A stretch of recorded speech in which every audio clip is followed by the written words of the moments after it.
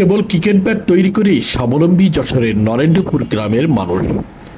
অথচ ১৭ বছর আগে এ পল্লীর বাসিন্দাদের চাল আনতে নুন ফোরানোর অবস্থা ছিল, কিন্তু সময়ের ব্যবধানে সে অবস্থার পরিবর্তন হয়ে গেছে। এখন গভীর রাত পর্যন্ত জেগে কাজ করেন এই গ্রামের নারী পুরুষ, আর তাদের তৈরি ব্যাট হাতে আগামীর জন্য প্রস্তুত হচ্ছেন আরেকজন তামিম সাকিব। এখানকার কারিগররা সাধারণ মানের ব্যাট তৈরি করলেও সহায়তা পেলে আন্তর্জাতিক মানের ব্যাট তৈরি করতে পারবেন বলে জানান তারা। যশোর সদর উপজেলার রূপদিয়া বাজার থেকে 2 কিলোমিটার দক্ষিণে নরেন্দ্রপুর মিস্ত্রিপাড়া গ্রামে ঢুকলেই চোখে পড়ে ক্রিকেট ব্যাট তৈরির নানা সামগ্রী আর ক্রিকেট ব্যাটের ছড়াছড়ি, আর তা নিয়ে সবার ব্যস্ততা।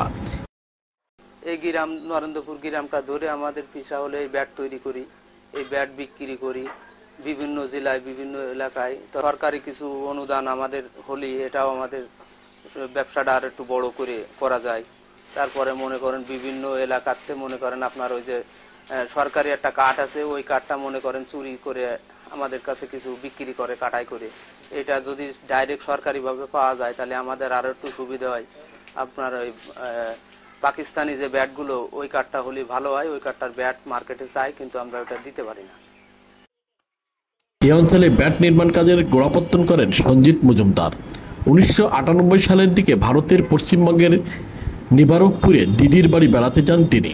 সেখানে বিভিন্ন আইটেমের শিল্পকর্ম দেখে নতুন কিছু করার পরিকল্পনা মাথায় আসে তার। এরপর দেশে ফিরে ভাইপোকে সাথে নিয়ে বাজার থেকে একটি ব্যাট কিনে এনে খুলে দেখেন, সেটা বানানোর পদ্ধতি আত্মস্থ করেন। কয়েকদিনের মধ্যে শুরু করে দেন ব্যাট তৈরির কাজও। প্রথম দিকে তা বিক্রি করতে শুরু করেন স্থানীয় বাজারে, সেই থেকে শুরু। এরপর আর পিছনে ফিরে তাকাতে হয়নি তাদের। সঞ্জিতের দেখা দেখি আরও অনেকে ব্যাট তৈরিতে জড়িয়ে পড়েন ওই গ্রামের মানুষ। ব্যাট তৈরিতে ব্যবহার করেন সাতিয়ান, কদম, নিম, জীবনসহ বিভিন্ন প্রকার দেশীয় কাঠ। এ গ্রামের মহিলারাও সংসারের কাজ শেষে অবসরে ব্যাট তৈরির কাজ করে বাড়তি আয় করছেন। ক্রিকেটের ব্যাট তৈরি করে ছেলে মেয়ের লেখাপড়া, সংসারের সকল চাহিদা পূরণ হচ্ছে কারিগরদের। পুডিং লাগাই, পুডিং কাটে, ঘষে শিশির কাগজ দিয়ে ঘষে রং করি, করার পরে এবারে স্টিকার মারি, সেকেন্ড লেবাটিং করি। এই সমস্ত করে আমাদের প্রায় মাসে আর্থিক অবস্থা 3 থেকে 4 হাজার টাকা ইনকাম হয়। এতে আমাদের বাল বাচ্চাদের লেখাপড়া শেখাতে পারি, খরচ করতে পারি বাচ্চাদের পিছনে। এখানকার তৈরি ব্যাট দামে কম, তবে মানে ভালো বলে জানালেন ব্যবহারকারীরা। বর্তমানে নরেন্দ্রপুর, মিস্ত্রিপাড়া, আশেপাশের মহাদেরপাড়া, বলরামপুর, রূপদিয়া, রুদ্রপুর গ্রাম মিলিয়ে গড়ে উঠেছে 60-65টিরও বেশি কারখানা।